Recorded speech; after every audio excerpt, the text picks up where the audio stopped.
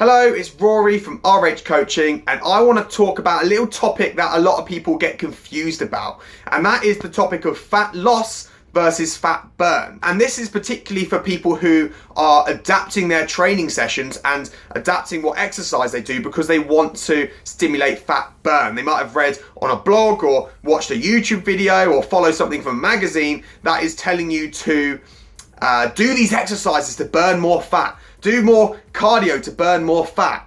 Okay, stick at 70% of your training zone to burn more fat. And I get it, and I've been drawn into that too. I've been purposely keeping some of my cardiovascular down to 60 to 70% because I think it will burn away my body fat. And, you know, in the past, done more cardio instead of weightlifting because I think it will burn more body fat. Whereas, in my opinion, the lifting the weights was to build more muscle and not burn fat.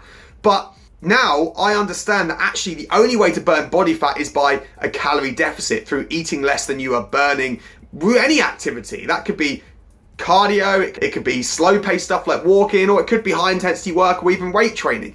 Burning calories is still burning calories. Now, there's a big difference between burning fat and losing fat. And this is where I was getting confused when I first started my fitness journey. I see a lot of people getting confused about it now.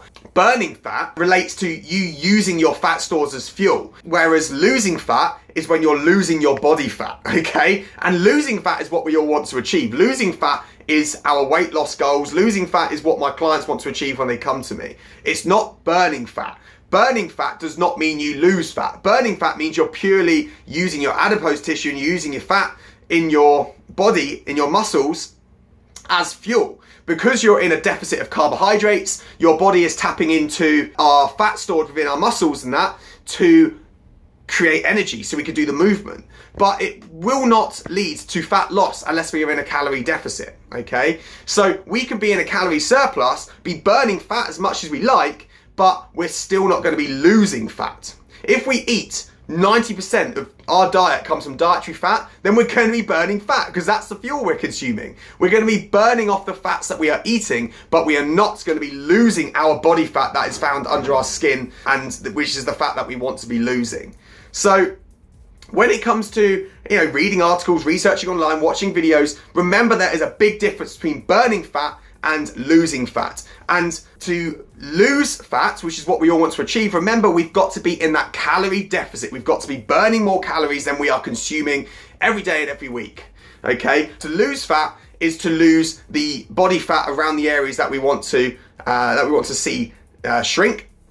But remember, to burn fat is just using our fat for fuel when it comes to our energy systems, and will not necessarily lose to losing fat, okay?